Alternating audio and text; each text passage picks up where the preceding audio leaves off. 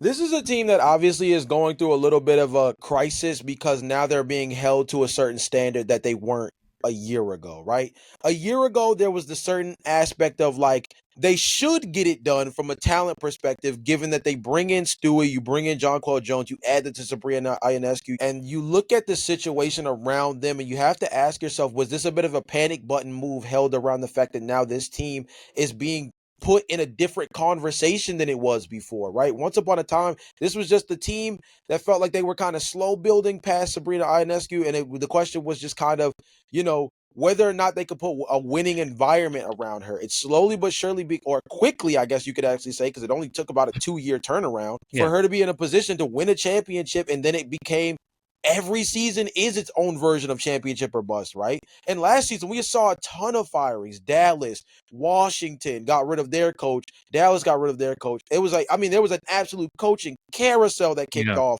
at the end of last season as well. And I wouldn't be surprised if this year has a very similar flow to it. You just also look at it and understand, unfortunately, but you understand when you need a scapegoat and the first finger you have to point has to go to somebody that has at least a little bit of stake in the reason why you went downhill, it's usually not your superstars that get that first finger pointed.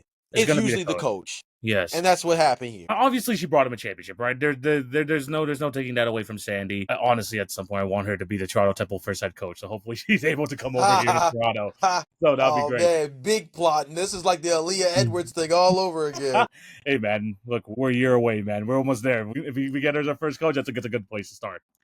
The whole John Claude Jones situation is very interesting because obviously she got injured earlier in the year. Over this past maybe 10 games or so, she has looked rough. Here's some of her point totals she was giving. 6 points, 5 points, 2 points, 12 points, 7 points, 7 points, 7 points, 3 points. This is a former WNBA Finals MVP.